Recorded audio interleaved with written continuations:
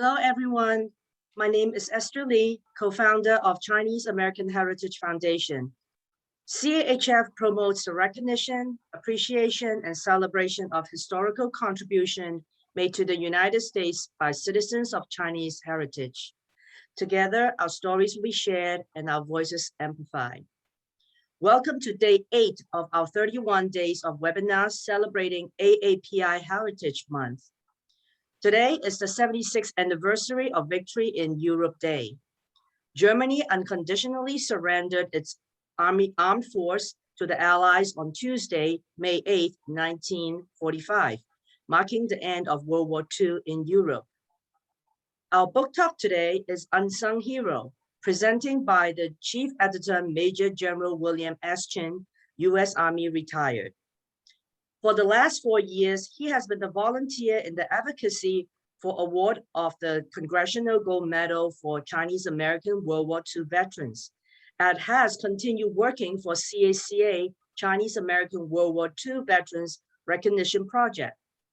He is also CAHF's senior advisor, our true leader, and my mentor. Without further ado, let's welcome Major General William Chen.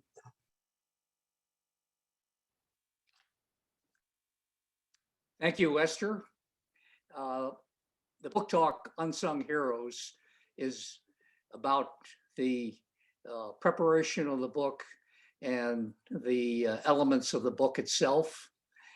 My role was editor-in-chief, and so it's a compilation of various articles on the involvement and contributions of Chinese American World War II veterans. I'm going to start with talking about the origin of the book. And it began roughly in the time frame of the fall of 2019. And at the time, we were looking forward to the award of the Congressional Gold Medal in April of 2020. However, all of you know that the pandemic occurred. And so what we initially wanted to do was to have a celebration and a gala, and we thought about having a program book. And so let's go to the next chart. Next chart, please. Okay, go ahead, next chart. Okay, so what started as a program booklet for our celebration with a listing of veterans shortly expanded into, well, we might as well have something that talks about the veterans, so we should include some bios. But then what's more important is stories about their deeds and accomplishments. And so we had what in the military we would call mission creep. So the origin of the book began as a program booklet, and then various stories to include perspectives from sons, daughters, grandchildren. Then we might as well include some photos. And what's important also was the effort involved in the advocacy for the Congressional Gold Medal and the bill passage. So effectively what we did was decide to have a book, and not just a book about New England veterans, but a book about all Chinese American veterans across the country. And so the first 5 chapters of the book really involve veterans from across the country, and then the last 2 chapters highlight New England veterans. Next chart. What's important, though, is first to understand the accomplishments of our World War II veterans and the legacy. And they certainly defended the freedom that we so much enjoy. They demonstrated their skills, competencies, loyalty, and patriotism. Most of all, they proudly served as Americans. Of the 20,000 Chinese American veterans, about 40% were non-citizens. So they had no opportunities to become citizens. They couldn't vote, and no homesteading, yet they volunteered and they served, and they proudly served as Americans. And post-World War II, they opened up opportunities for all Chinese Americans to be a part of mainstream America. Through their hard work and sacrifice, they enabled us in the current and follow-on generations to live the American dream. They also continued the legacy of progress of Chinese American veterans in the United States as first established by Chinese railroad workers. Now, the quote down the bottom is a direct quote from the public law that approved the award of the Congressional Gold Medal. The commitment and sacrifice of Chinese Americans demonstrates a highly uncommon sense of patriotism and honor in the face of discrimination. Next chart, please. And so as the editor-in-chief, my vision for the book was that it be a remembrance book that recognizes and honors Chinese American World War II veterans. It tells their stories and experiences, highlights overcoming the racial adversities that they experience, and to fill a void, because like Chinese railroad workers, Chinese American World War II veterans were largely ignored or forgotten and excluded. And so another part of the vision of the book is to preserve the legacy of our Chinese American veterans for our current and future generations. Next chart. A lot of you may know Russ Lowe, who is the author of the book, Three Coins. He has a more recent book that is entitled World War II Crew, that talks about his uncle, who was part of a B-24 crew. But I learned the meaning from him of the word prequel. Now, the prequel of this book is an article I wrote in November of 2019 entitled The Story Arc of Chinese American World War II Veterans. And what you see in red, the topical areas, Congressional Gold Medal advocacy, pre-World War II activities, World War II operations, post-World War II activities, those were all covered in my article. And then the book expands upon these aspects. In fact, what you see in the book are that the red are all chapter headings of the book. So then we have articles that talk about the Congressional Gold Medal advocacy as an example. And World War II activities, you know, what was the environment in World War II? Chinese in America and Chinese Americans largely lived isolated lives in the Chinatowns across the country, some in rural areas. But then there was the Sino-Japanese War, and the Chinatowns across the country responded with fundraising for China relief, as well as having Chinese Americans volunteer to go fight in the Sino-Japanese War. So I talked about that in my article and expand upon that in the book. And of course, there's a chapter in the book on World War II operations. I'll talk about that later, and also post-World War II, where a lot of the articles in the book are written by sons, daughters, and grandchildren of our veterans. Next chart. Okay, I mentioned parallels between Chinese railroad workers and Chinese American World War II veterans. Progress in the recognition has been slow. Some of you are descendants of Chinese railroad workers, and many of you also attended the May 10th, 2019 150th anniversary at Promontory Point, Utah, where finally Chinese railroad workers were fully recognized and honored. But that was 150 years after the Transcontinental Railroad. And finally, on December 9th, 2020, with the Speaker of the House ceremony, Chinese American World War II veterans were fully recognized and honored with the Congressional Gold Medal, the highest civilian award bestowed by the United States Congress. And so both groups are unsung heroes. And with the award of the Congressional Gold Medal, that completes the story arc of Chinese American World War II veterans. Next chart. And so what is the coverage in the book? Here's one chart that reflects the coverage in the book. At the far left, for example, is Major Art Chen from Oregon.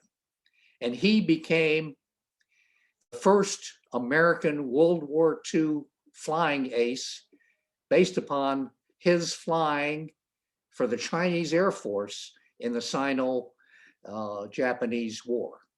And he was severely wounded.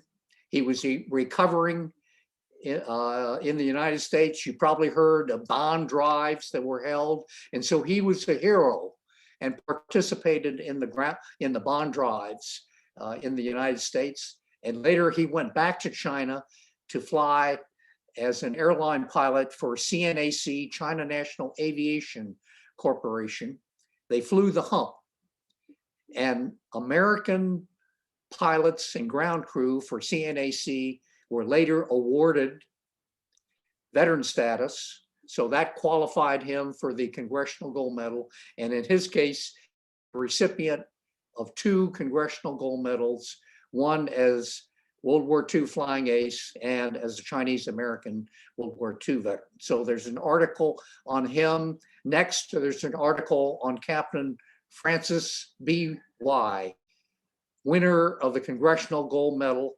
He was an infantryman in the liberation of the Philippines, and that's where he was awarded the Congressional Gold Medal, Congressional Medal of Honor. Next is Rear Admiral Gordon Chung Hung. So there's an article on him where in World War II, he was a Navy commander, commanded a destroyer, and he was awarded the Silver Cross and the Navy, or the Silver Star and the Navy Cross. And later he became the first Asian American to be a flag rank officer in the Navy.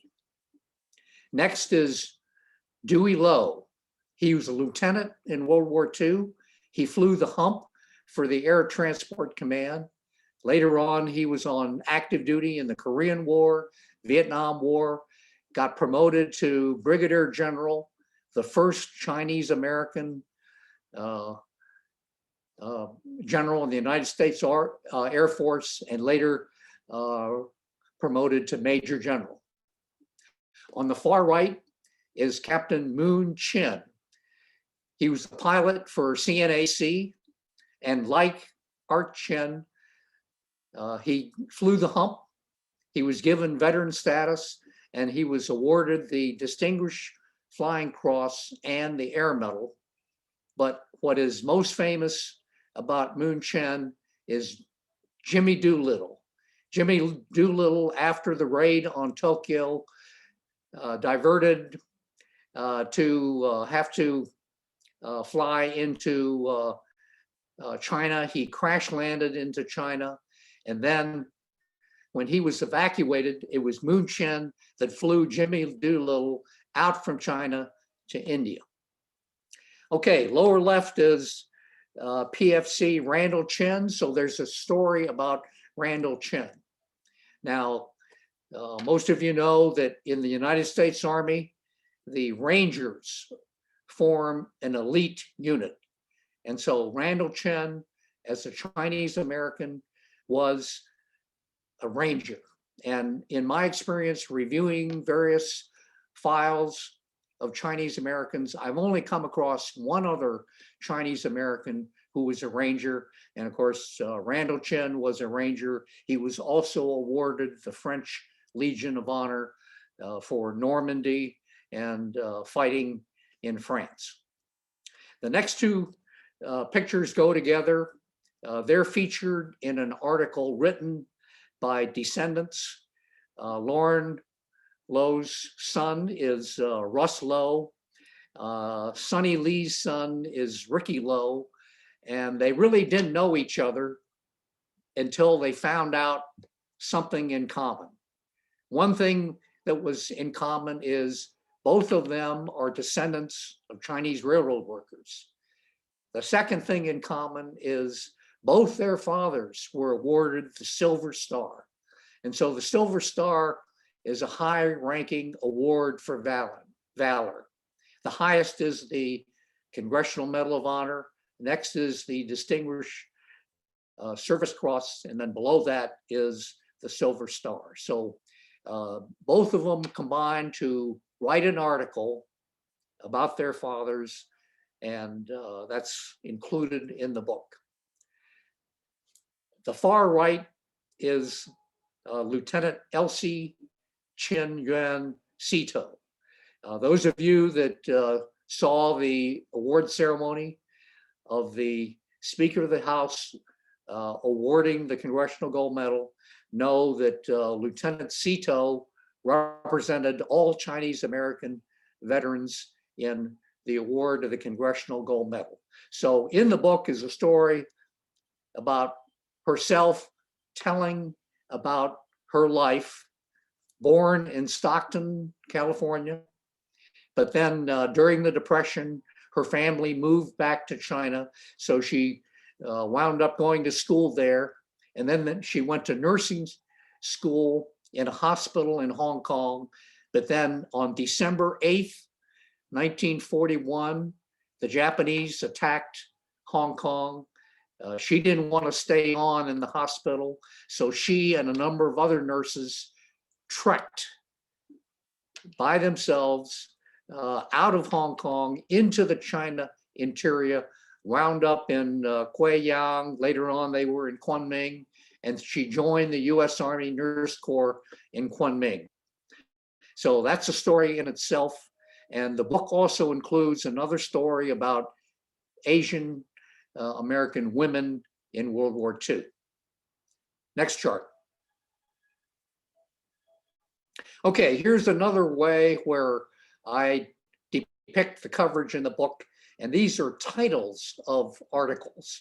And the first bullet there, the title, Chinese American Veterans, A Push Toward Recognition, was an article that I wrote. Below that, Unsung, Unknown, Forgotten, and Almost Left Behind was an article that Ed Gore from CACA wrote, and both articles are on the advocacy, what we went through to get the co-sponsorships for the bill, and finally the bill passage. So really, that's also for many of our youngsters, a lesson, a civics lesson in how to get bill passage. And we did that all in one session of Congress. And compared to some other congressional gold medals, it took more than one session for the approval of the Congressional Gold Medal. The second bullet covers two articles written by an author, Barbara Chen from New York, whose father was a veteran and a member of the very famous and well-known Kim Law Post in New York. The first article there, Honor Chinese American Veterans, the nation owes them a deep debt, is an editorial article that Barbara wrote to a New York newspaper. So just imagine that. A writer that writes to a national newspaper advocating the award of the Congressional Gold Medal. So I found that to be a terrific article. And then she wrote an article from a daughter's perspective on remembering her father. The third bullet about those engineering helpers is kind of innocuous, but very significant. I know that many of you heard of Claire Chenault and the American Volunteer Group, where the American Volunteer Group are pilots that resigned from active military service, joined the American Volunteer Group, and went to China in 1941 and became known as the Flying Tigers. Now, what you mostly heard about are the American Caucasian American volunteer group members, but there were 9 Chinese American volunteers who were trained at the Allison engine plant in the United States that went as part of that American volunteer group. There were 2 others that were hired locally, and they were all employees of a company called Camco, Central Aircraft Manufacturing Company, which was the employer of record for all of the American volunteer group, to include Clara Chennault. And so that's very significant that we had Chinese American volunteers to the original Flying Tigers. The next bullet there, from railroad workers to Flying Tigers, a legacy of progress. It's a story about railroad workers who also had descendants that were World War II veterans and were part of the 14th Air Force Flying Tigers. And one of those is my father, Chen, who was a pilot in the 14th Air Force. But then he and the others were all descendants of Chinese railroad workers and also World War II veterans. I mentioned earlier an article on Asian American women served in World War II, so that's in the book. A Man for All Seasons is written by a daughter of a veteran, and the father was in the U.S. Merchant Marine. So, and there weren't that many Chinese Americans, but there were Merchant Marines that were Chinese Americans. In fact, Merchant Marines separately are now being awarded also the Congressional Gold Medal. But this is the story of her father, veteran, coming back from the war, some of the discrimination experienced, as well as the hard work and sacrifice so that the follow-on generations could live the American dream. And it also talks about her father's community support work, which is part of his legacy. Next, From Boxer to Missileer, that's a kind of a catching title written by the daughter of a veteran. And interesting enough, there probably weren't that many Chinese American boxers, but in the service, he was a champion boxer in the Army. Came back from the war, made use of the GI Bill, graduated from MIT, and got into the missile and space business. So that's an article in our book. World War II Experience, A Path Toward Assimilation, written by the son of a veteran. The veteran served in the Army, came back and used the GI Bill. Unfortunately, things didn't quite work out with regards to his utilization of the GI Bill training, but he went back to the restaurant business and was very successful. Some of you may have seen a movie with Marlon Brando and Godfathers. And so there were scenes in a Chinese restaurant, and his father owned that Chinese restaurant. And of course, the son was a beneficiary of his father's hard work and sacrifice, graduated from MIT, and of course had a good career beyond that. Okay, 1945 War Brides Act. That is very significant because what was the environment pre-World War II? It was largely a bachelor environment of Chinese American men across the country. But because of the War Brides Act in 1945, veterans were allowed to bring their brides to the United States. And of course, maybe some of you that are sons and daughters of veterans would not be here today were it not for the War Brides Act. Okay, the last bullet there has to do with the title of an article written by a family that included the next generation down and the next follow-on generation. So it's an interesting perspective on the their view of their grandfather. So it provides a little human interest to the book. Next chart. Okay, then I mentioned having some photos and pictures. And so you'll see different photos. In the center there is a photo of my father in his World War II uniform with my mother. I'm at the lower right, and on the right-hand side is myself at a Assumption of Command ceremony when I was a Major General and took over the command of the U.S. Army Missile Command. And so next chart.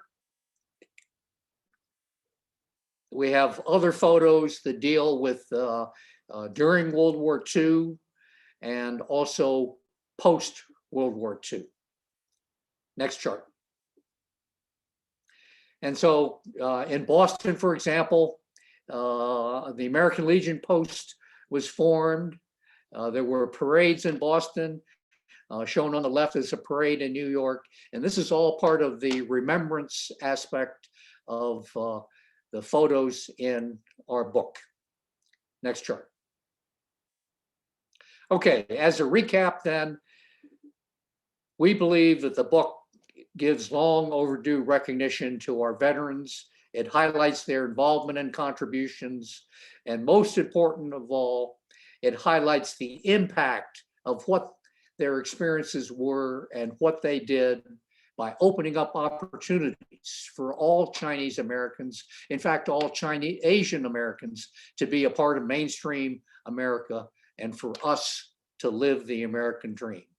And finally, education is important, and hopefully with the book, it honors and preserves their legacy for our current and future generations.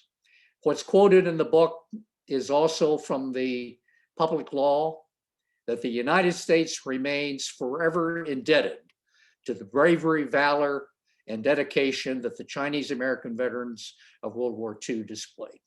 And so hopefully the book then reflects that as well. Last chart. Okay, so for more information on the book, here's the website. The website also includes the article called The Story Arc of Chinese American World War II Veterans. So Esther, back to you with Q&As.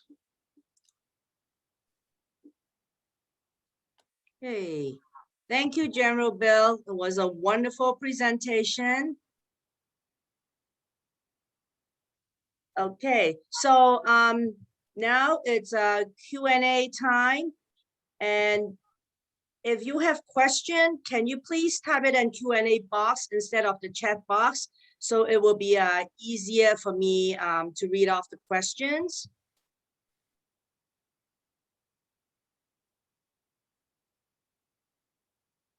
Okay, so we have one question here is, what kind of military discrimination was documented during the war? Well, there was discrimination during World War II.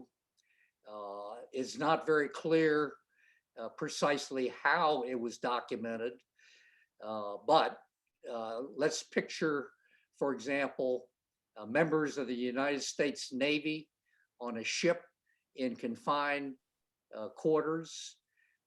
You can imagine the environment. There was harassment of Chinese Americans until, as what happens, they get to know you, that there's a spirit of working together, and you have to rely on each other. And so, especially in terms of combat, when you have to rely upon the next person next to you, then you build up a bonding. So there was discrimination, for example, in the Navy. There was discrimination felt by individual soldiers in the units that they were in. But I think that's the part of the sacrifice that our veterans experience, that they were able to live through that and demonstrate that they can actually bond with their fellow soldiers, airmen, and Marine Corps. And of course, there was the discrimination based upon the Chinese Exclusion Act, where these veterans did not have citizenship, could not vote, and no homesteading. Okay. There was some question that was emailed to me beforehand. So what were some of the big hurdle to writing the book? How did you overcome them? Okay, well, first of all, we're a bunch of volunteers. None of us really were publishers. We never published a book. Some of us had articles published by, newspapers or magazines, but that was the extent of our experience. But the biggest challenge for us as we wanted to self-publish was how to get started, how to kickstart this, because, we don't know who would buy the book. And so what we decided, and this was a key thing, that a bunch of us volunteers decided that we would all donate enough to initially purchase 300 books. And that would kickstart the printing. And then we could then start the ordering process to build up quantities to add to the initial printing quantity. And so I think that's what really got this started. The fact that, we decided to donate ourselves to buy 300 books. And then out of the 300, what we wanted to do for our New England veterans that particularly supplied their bios for the book, we decided that we wanted to give each submitter of a bio a free book, and also free books to the living veterans. And as we hold our functions, of course, we have different sponsors, VIPs, and so, the expectation is that we also give them free copies. So that was a good way to kickstart the initial production. And we then also got in orders for books. And surprisingly, there are many orders that came in from California, but that's probably because there's a huge population of Chinese American veterans.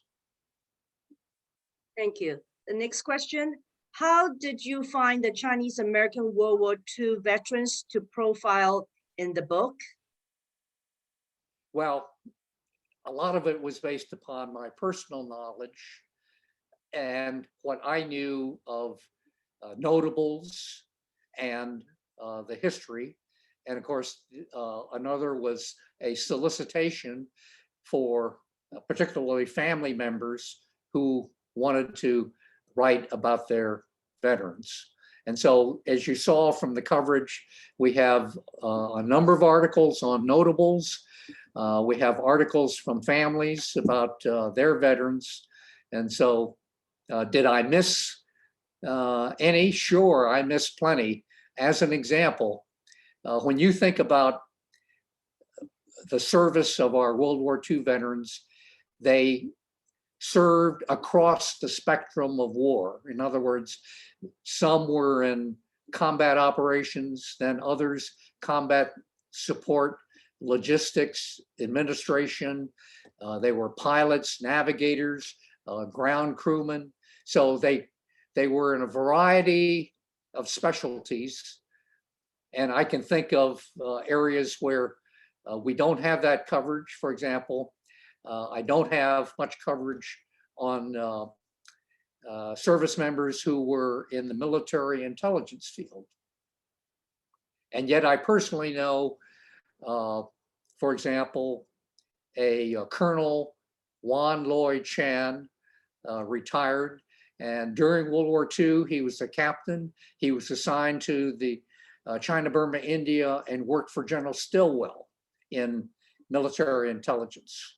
Now, the reason I know him, and some of you old timers, if you were in Washington, D.C., you know that there's a Chinese restaurant there called the Nanking Restaurant. And so my mother used to take us to the Nanking Restaurant because it was at that time the only place in Washington, D.C. that had dim sum. And we would be greeted by this host, always dressed in a dark suit, well-dressed, and take us to our table, etc. And he introduced himself as Charlie Chan. Okay, so then years later, I was a lieutenant, and I go to this course on guided missiles, and here's this reserve colonel that comes to the course. His name is Charlie Chan, Colonel Charlie Chan. It turns out to be this Wan Loi Chan from World War II. And of course, his day job during that time that he was the maitre d' of the Nanking restaurant was he was in the CIA and probably one of the first Chinese Americans employed by the CIA. So that would have made a good story. I'm sure there are others, you know, we just didn't have the time. And we certainly could have used a lot of help in getting suggestions from others. Thank you. What was the degree of Chinese American casualties during the war? Okay, I don't have that figure, and I wouldn't want to guess. There certainly were casualties, but when you consider where Chinese Americans served and the units they served in, Chinese Americans were largely integrated into the force. So 90% were integrated into the different armed services, and only one basically Chinese American, all Chinese American unit, the 14th Air Service Group, and then another element of the 987th Signal Company. What I would say is the proportion of casualties incurred by Chinese Americans is probably less than average because predominantly they were not necessarily in combat operations. This is from KK Chen. He say, thanks, Bill. Appreciate the update and job well done on the book. She has a question. What effect do you think the World War II Chinese American veterans have on future generations joining the military? How did it affect your career, if at all? Well, I think we can say that Chinese American World War II veterans paved the way for future generations to serve in the armed forces. And really it was their service and sacrifice that made known to the American public who Chinese Americans were. Because before the war, as I mentioned before, Chinese Americans were largely isolated in their own communities. But by joining the force, the general public got to know the capabilities of Chinese Americans. And I believe that when we see the current and follow-on generations, and they look back at the generations and the service of those that preceded them, that they will understand the contributions made by our Chinese American veterans. In my own case, my father was in World War II, so I grew up knowing that he had been in the service. A lot of his friends and buddies were all veterans. He happened to work for General Chenault and the airline that Chenault founded after World War II. And of course, most of those in leadership positions in that airline were World War II veterans. Now, in my own case, I believe when I served, the population of Chinese Americans in the United States was only 2%. And when I served there, I had no superiors or contemporaries that were Chinese American in my chain of command.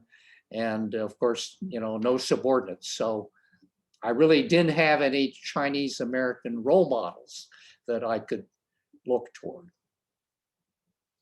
Thank you. And I guess the next question kind of related to your answer. How did your father's service influence you into joining the military?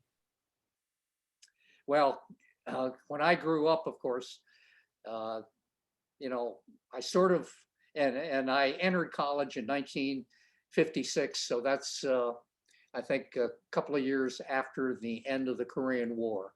And so what I quickly decided is that if there is a war, I would join.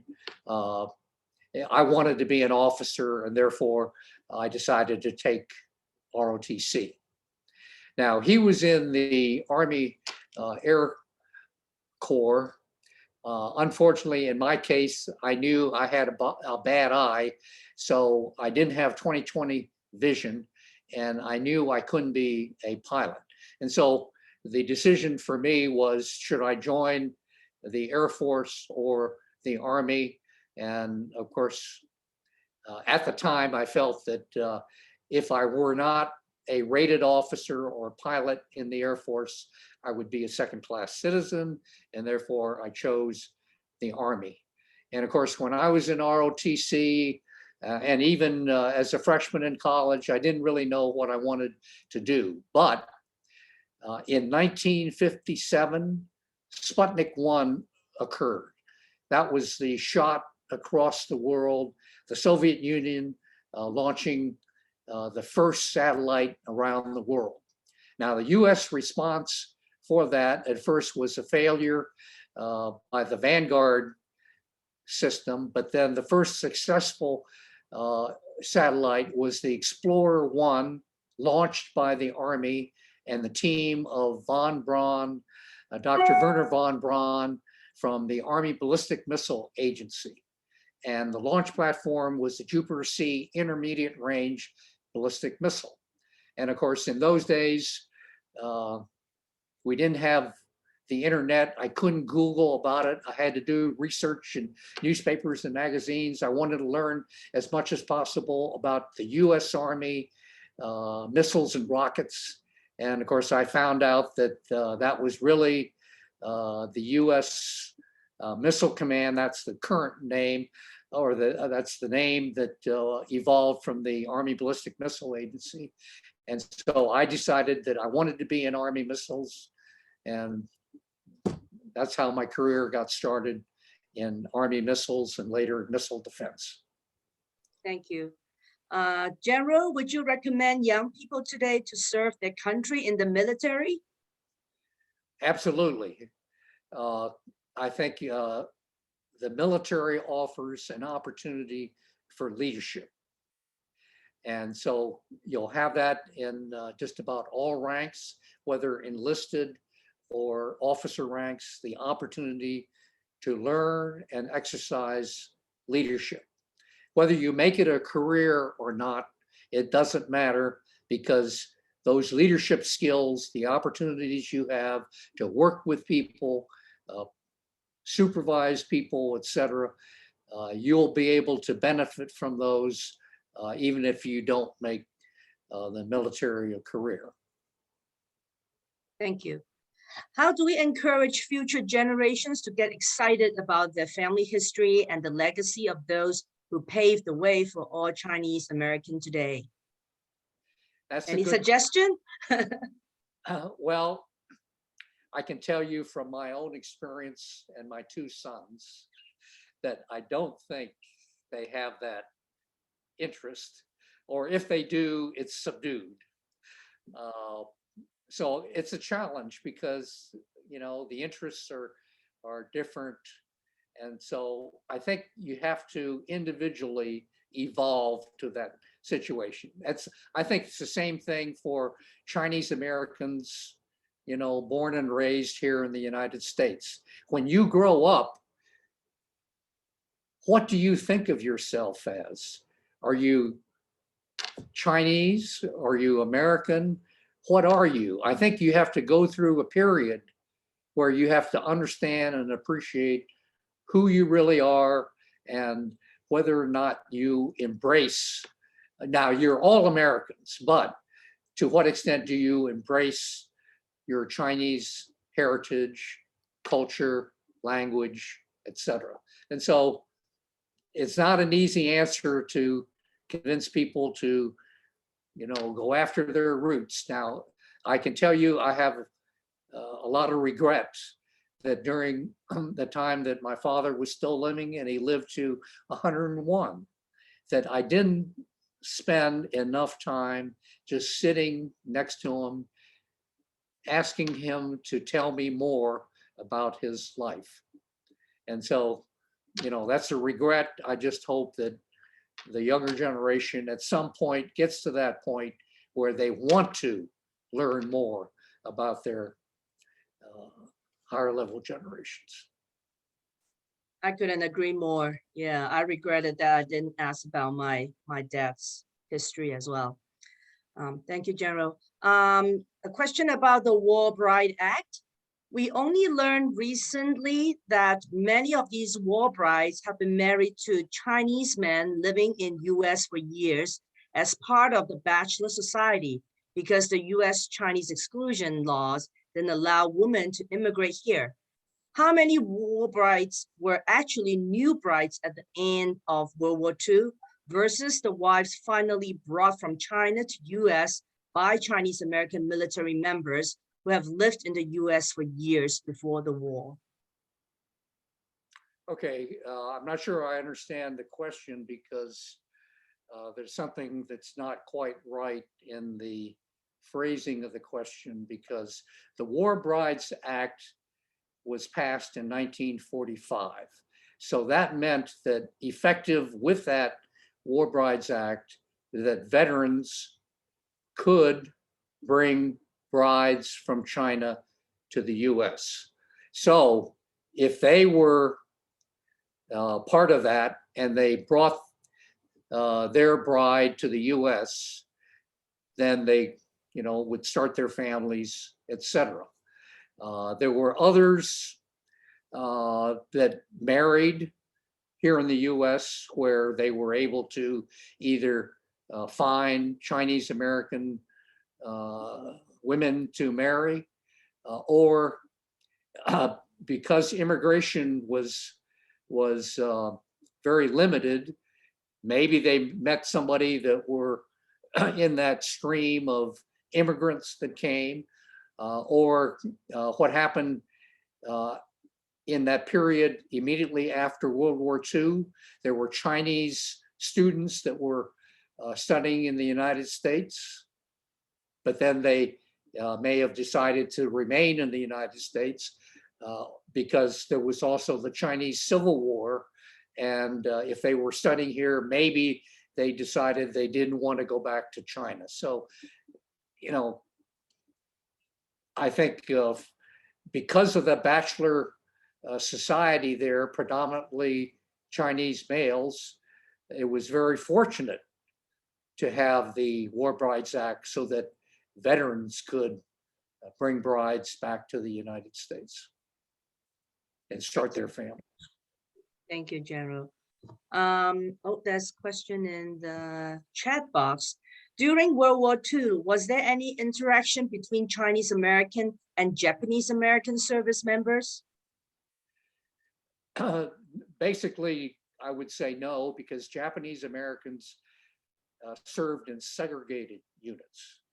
There was the 442nd Regimental Combat Team, the 100th Battalion, and then the MIS Military Intelligence Service.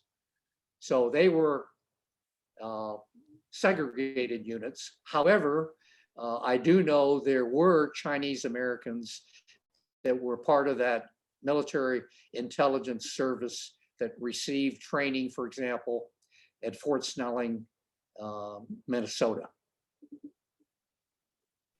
Thank you. Do you think you have achieved your vision or the goals for the book? Well, I think kind of on a preliminary basis that the vision has been achieved, but how many books have we really distributed? Less than 1,000. And so for proliferation, we haven't met the mark. And that's our fault ourselves, because as I mentioned, we're a bunch of volunteers. We really don't have a marketing arm. And so in that sense, we haven't met that vision. Now, you know, when we talk about contributions of Asian Americans or Chinese Americans, how do we convey that to the American public? We do that through education. And it's a very difficult process because what is our education system? It's our K-12 system. And how much coverage is there of Chinese Americans or Asian Americans in our K-12 programs? Not very much. And so all this anti-Asian hate that's going around, how much of that could be reduced or eliminated had there been a good education system where our American history includes Chinese American history, Asian American histories, and all the other minority groups. And with a better understanding, then of course, that can help in relationships, that can help in this anti-hate that's going around. So education is important. Locally, one of our initiatives is to those who have already purchased the book. How about if you order a book and donate it to your own public library or your school library? What would that do to educating our public? Or what would that do to help our younger generation know about Chinese American involvement in World War II? Great idea, General Bill. Great overview of an excellent book. If approximately 20,000 Chinese Americans served in World War II, do you have an estimate of how many Chinese American veterans have been identified through the Chinese American recognition project so far? And how are we trying to get the stories of those 20,000 Chinese American vets? Okay, of the 20,000 veterans that served, we now only have registrations for about 4,000 or so registered. And so that's following the process of our Chinese American World War II Veterans Recognition Project. Now, that average compared to the total, I'm told, is roughly about the same as Japanese American veterans, the population of those and those that registered. You know, we have many veterans that perhaps and their families have either disappeared or have not registered. And so we certainly would want to encourage any of you who know of veterans or their next of kin that have not registered to go ahead and register. Thank you. Yeah, this one is from called Helen Yang. Just want to let you know, thank you, General Chen. Want to let you know some of us are working on K-12 education with local school districts and the states. So I'm sure, General, you want to hear this, right, even though it's just a comment. Okay. When will we have the formal ceremony to present the CGM to World War II veterans and the families? another great opportunity for folks to purchase the book. Okay, those ceremonies are being done at the regional level. For example, California has a large group of veterans. There'll be separate ceremonies for Northern California, Southern California. In the Northeast, we in the Boston area will hold a regional ceremony for the New England states. There'll be a separate New York ceremony. In the Midwest, there'll be one in Chicago. If you look at the www.ca2.org website, there is a chart there that shows the schedules for the regionals for those that have schedules. Hawaii, for example, will have a ceremony, I believe the 26th of September. There will be a Washington, D.C. ceremony on the 30th of September. And for that ceremony, anyone from across the country who wish to attend and where you're a recipient, you could get your Congressional Gold Medal awarded in Washington, D.C. The important thing, though, is if you want to go outside of your region, make sure that you let everybody know so that the planners will know that even though you're outside the region, that you want to be a part of that region's ceremony. Thank you. Okay, so and one last question, and we just a lot of people were on Facebook seeing that General, your niece, just got promoted to be a lieutenant colonel, and we know that probably because you are a great role model to her, and I'm sure to a lot of veterans. So would you like to tell us a little bit about your niece? So this will be the closing question. Okay, Debbie, last name Chen, is the daughter of my younger brother. And so she's a graduate of Duke University ROTC program, then entered active duty, and about 10 days ago or so just came out on the promotion list to lieutenant colonel. So she's had a career as an Army aviator. She has had more troop duty assignments than me. She's been a S3 of a brigade. She's been a battalion executive officer. She's been with the 4th Infantry Division, Fort Carson, the 25th Infantry Division in Schofield Barracks, Hawaii, and then up in the 9th Infantry Division area. So, and plus 3 deployments to Iraq and Afghanistan. So, you know, she's got a good experience, a good set of experiences in aviation and in troop units. So a promising career, and certainly I wish the best of luck to her.